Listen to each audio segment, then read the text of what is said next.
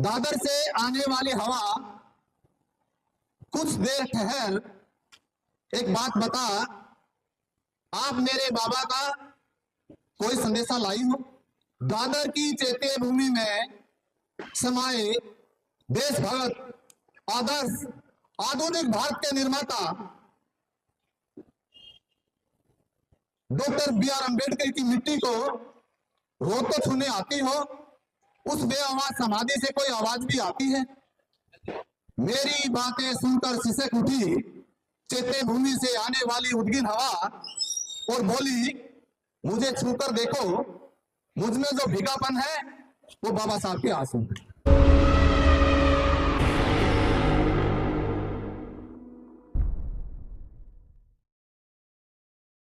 आप जानते हैं, आपके देश का जो संविधान है, उसके जो निर्माता हैं वो डॉक्टर बी.आर. अम्बेडकर साहब हैं, जो आज हमारे बीच में नहीं है, लेकिन उनके विचार हमारे बीच में हैं। संविधान के मुख्य रूप से 4 पिलर हैं। पहला पिलर जो है, पहला जो स्तंभ है वो है कार्यपालिका। कार्यपालिका क्या होती है? जो सरकार चुन के आती है, जैसे आपके दिल्ली में जो सरकार है और जो केंद्र में सरकार है, ये कार्यपालिका है। इनको कार्य करने का आदेश संविधान देता है, इनको निर्देश देता है आपने कैसे करना है। अगर ये उल्लंघन करते हैं तो इनको भी सजा का प्रावधान दिया हुआ संविधान में। दूसरा जो पिलर है वो है न्यायपालिका। न्यायपालिका क्या है? जितनी भी आपकी कोर्टें हैं, सुप्रीम कोर्ट है, हाई कोर्ट है, डिस्ट्रिक्ट कोर्ट है और कोई लोअर कोर्ट है, उसमें जो भी न्याय होते हैं वो संविधान के अनुसार ही होते हैं। तो दूसरा स्तंभ क्या हुआ? न्यायपालिका। तीसरा जो स्तंभ है वो है संवैधानिक, लोकतांत्रिक विधायिका, जिसके लिए जो गवर्नमेंट के अलावा जो अपोजिशन होता है, जैसे एक एग्जांपल ये है, अगर हमारे बीच में डॉक्टर नीतू सिंह जो है वो निर्दलीय विधायक बन के विधानसभा में जाती हैं, वो तीसरे स्तंभ की भूमिका निभाएंगी। और जो चौथा स्तंभ है वो है मीडिया या संचार विभाग। दूरदर्शन भी है, टीवी भी है, मीडिया सेक्टर है, इलेक्ट्रॉनिक्स मीडिया है, डिजिटल मीडिया है, वॉल राइटिंग है, ये सब है।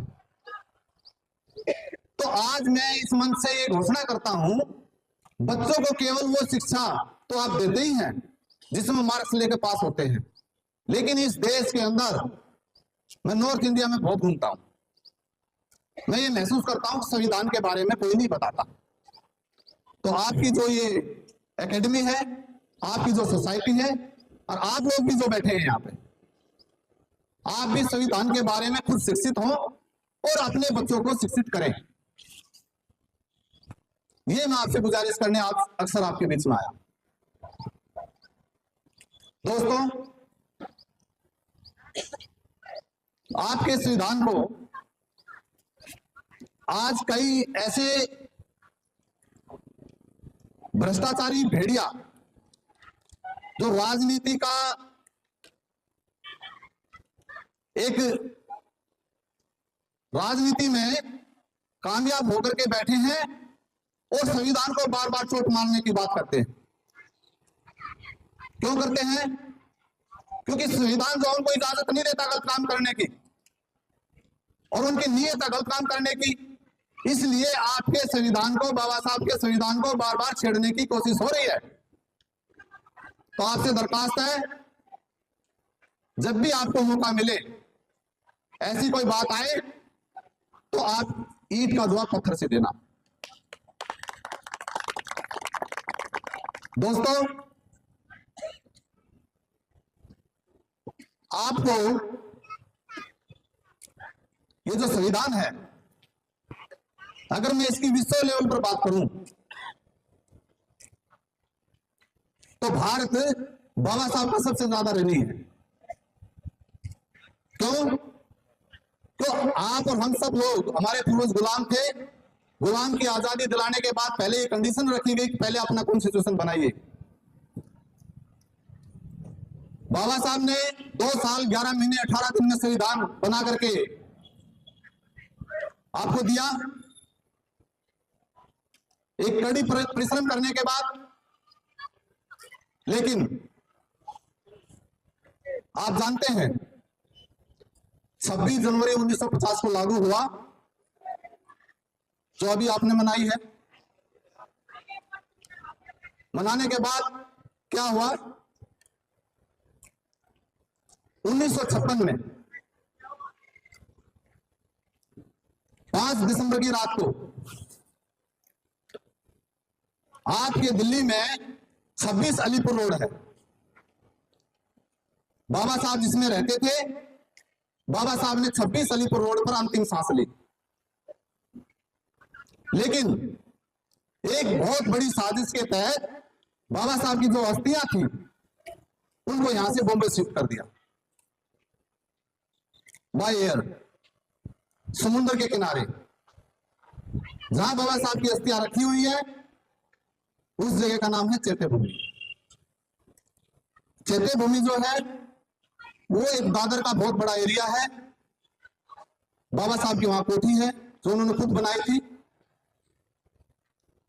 और आई एम वेरी लकी, मैं 20 साल से रेगुलर वहां जाता हूं। बाबा साहब का जो परिवार है, बाबा साहब का जो परिवार है उसमें 3 पोते हैं, 1 पोती है और उनके बच्चे। बाबा साहब के जो रियल पोते हैं उनका नाम है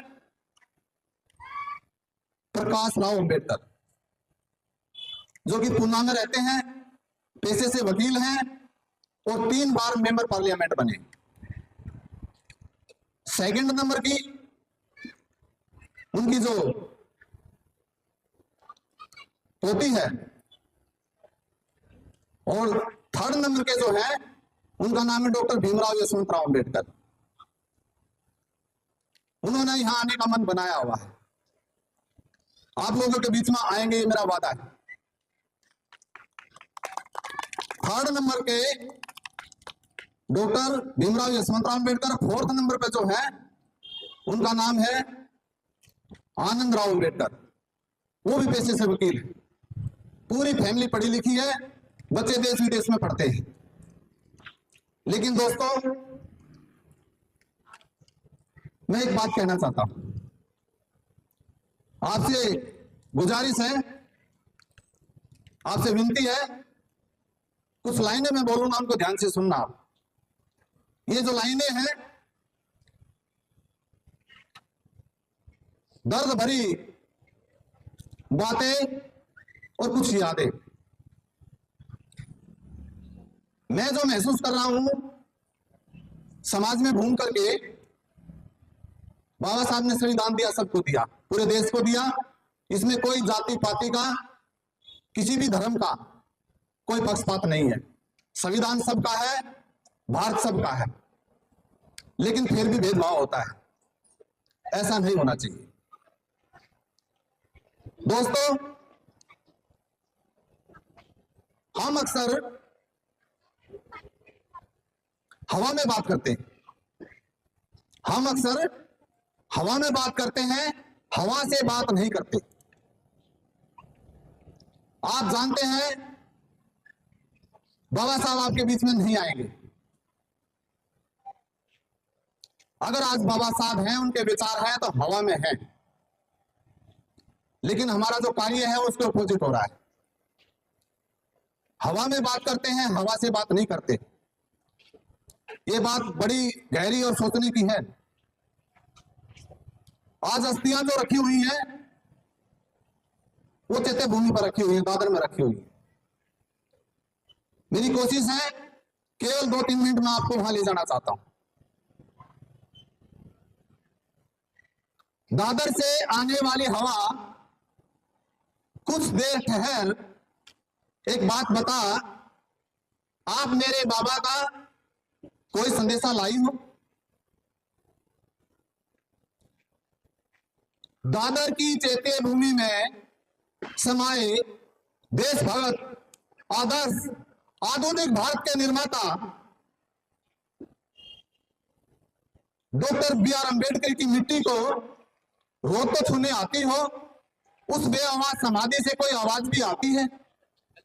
मेरी बातें सुनकर सिसक उठी चैत्य भूमि से आने वाली उद्गिन हवा और बोली, मुझे छूकर देखो, मुझ में जो भीगापन है वो बाबा साहब के आंसू है। बाबा साहब ये सुन के पता है क्या कहते हैं? रूढ़ियों को तोड़ दो, परंपराएं मोड़ दो, जिसमें देश और समाज का भला नहीं हो वो काम करना छोड़ दो। दोस्तों, बहुत सारी बातें हैं। आपको 2 बजे का समय दिया था, मेरे ख्याल से 2:30 बजे कुछ लोग यहाँ आ गए। मैं एक बिजनेसमैन भी हूं, व्यापारी भी हूं। मेरा रियल एस्टेट का बिजनेस है। 8 ऑफिस है मेरे, गुड़गांव में है, दिल्ली में है, चंडीगढ़ में है। मैं समय की कदर करता हूं। आपने जो कीमती समय दिया है उसको मैं समझता हूं कि मैं आज से आज का आपका ऋणी हूं, और मैं ये ऋण उतारना भी चाहूंगा। आपके परिवार में कोई बेरोजगार व्यक्ति है, मेरे से मिले। आपको कोई तकलीफ है, मेरे से मिले। आपकी विधानसभा में आज आया हूं डॉक्टर नीतू सिंह की, जो आपकी प्रत्याशी हैं। मैं झोली पछाड़ करके आपसे वोट मांगता हूं। रिजल्ट के बारे में उन्होंने पहले ही बोला, लेकिन मैं उससे सहमत नहीं। रिजल्ट पब्लिक के हाथ में है। अभी वोट डली नहीं है, डलेंगी। आप निकल जाओ एक एक घर में, गली मोहल्ले में। जब मैं आपसे भीख मांगने आया हूं हरियाणा से, कहने आया हूं वोट मेरे को दो, तो आप क्यों नहीं ले सकते? जीत आपकी होगी, ये निश्चित है। और मैं ये आपसे वादा करता हूं, मैं फिर आपके बीच में आऊंगा। ऐसे आयोजन आपने किया और इसको नहीं आयोजन करिए। रात को 10 बजे कहोगे तो तब भी आऊंगा मैं। लेकिन दोस्तों, गद्दारों को वोट नहीं देना है, देश के दुश्मनों को वोट नहीं देना है। अगर परिवर्तन की लड़ाई लड़नी है तो एक निष्ठा के साथ, ईमानदारी के साथ लड़ना है, बिकना नहीं है कहीं भी।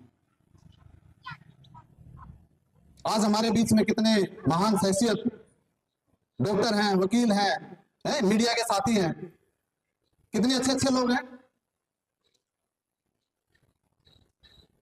अपनी वोट को बर्बाद मत करना।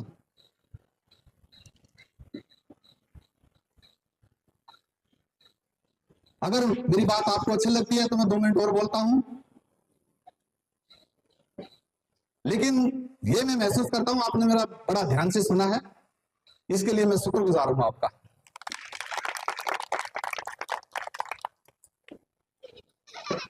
दोस्तों, कहने को तो बहुत सारी बातें हैं।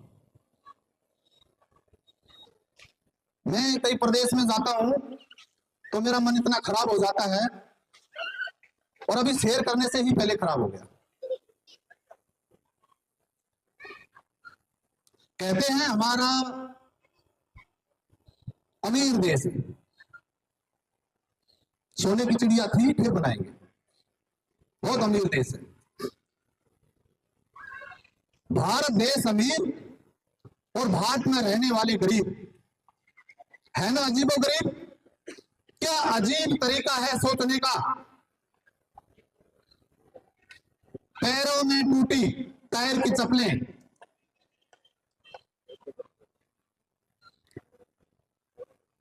भूखमरी में पिचके हुए गाल, देखने से लगे 100% कंगाल, फिर भी कहते हैं हमारा देश अमीर है। 255 लाख करोड़ रुपए का कर्ज है इस देश के ऊपर आज के दिन। और अभी ले जा रहे हैं हरामजादे, करें और दे दो। इसको कौन देगा भाई? कौन देगा इसको कर्ज को? ये आपकी हमारी पॉकेट से निकालेंगे। और मोटे मोटे लोन लेकर के यहां से शिफ्ट हो जाते हैं विदेश में। क्या बात सही है? अरे आपका घर लूटने लग रहा, आपके बच्चों का भविष्य बर्बाद होने लग रहा, और आप जान भी रहे। आपने पता है बाबा साहब जब 4th क्लास में पढ़ते थे, 4th क्लास में, अंदाजा लगाइए 4th क्लास में बच्चे की कितनी उम्र होगी। तो बाबा साहब 4th क्लास में फर्स्ट आए थे। फर्स्ट आगे टीचर ने बुलाया, बच्चों को कहा क्लैपिंग करो।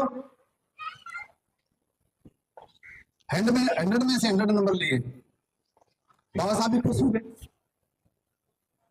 अब मेरे लिए तालियां बजी हैं। लेकिन बाबा साहब जो क्लासरूम में खड़े थे तो उनको एक आस जगी, एक किरण जगी। क्या किरण थी? अब मेरे को टीचर ये कहेगा बेटा यहां बैठ जा। जब उन्होंने बैठने की कोशिश की तो उनको कहा नहीं, आप क्लासरूम से बाहर जाकर बैठिए।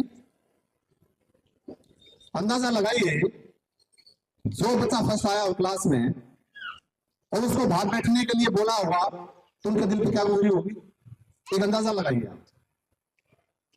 बाबा साहब स्कूल का टाइम ऑफ हुआ, घर गए और जो स्कूल बैग था कपड़े का वो जाकर के अपने फादर को संभाल दिया।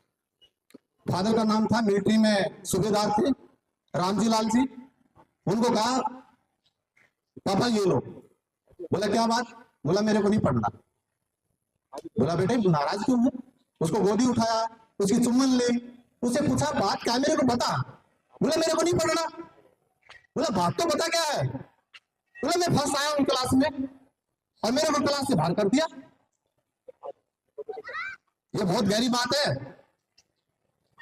बोला बेटा आपने ये जो व्यवस्था है इसको परिवर्तन के लिए तो पढ़ना है। उस बच्चे ने, बाबा साहब ने दोबारा से बैग लिया फादर से। बोला आज के बाद मैं अगली क्लास में ही फंसता हूंगा। बैग लिया, पढ़ाई शुरू की, हर क्लास में फर्स्ट आते चले गए। बाबा साहब के पास पता है कितनी डिग्री है? आप अंदाजा लगा सकते हैं? 19 डिग्रियां ली। ब्रिटेन में आप चलिए मेरे साथ, अमेरिका में, ऑस्ट्रेलिया में चलिए, कनाडा में चलिए, कैसे मान सम्मान होता है, कैसे स्टैचू लगी है। किस लिए? पढ़ाई अच्छी की, पीड़ा को समझा। आज मैं आपको जगाने इसलिए आया हूं, ये बात इसलिए कहने आया हूं, थोड़े दिन में आपको भी बाहर करेंगे, आप समझ जाओ। ये बात मैं इस मंच से बोल रहा हूं, ये आसान नहीं है। ये मीडिया के साथी बैठे हैं, अभी पहुंचा देंगे सारे, वहां भी चला जाएगा, सीबीआई वालों के पास, ईडी वालों के पास, इनकम टैक्स वालों के पास, और कई गब्बर सिंह टैक्स वाले बैठे हैं। क्या छोड़ेंगे मेरे को? मेरे को घर तक जाने देंगे? तो दोस्तों मैं कर रहा हूं तो आप क्यों नहीं कर रहे? आप हिम्मत दिखाइए, कम से कम हमारा साथ दो।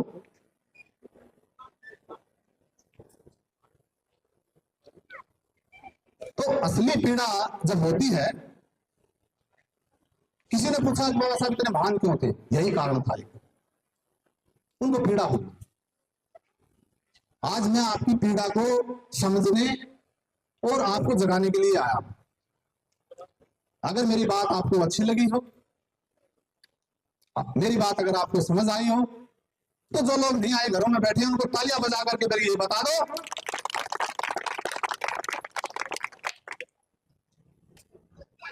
दोस्तों बहुत बहुत धन्यवाद। केवल मैं ही नहीं, मैं अपने परिवार की तरफ से भी आपका ऋणी हूं, आपका आभारी हूं। और किसी प्रकार की कोई गलती हुई है, कोई शब्द ऐसा लगा है, तो उसके लिए मैं क्षमा प्रार्थी भी हूं। और इन्हीं शब्दों के साथ मैं अपनी वाणी को विराम देता हूं।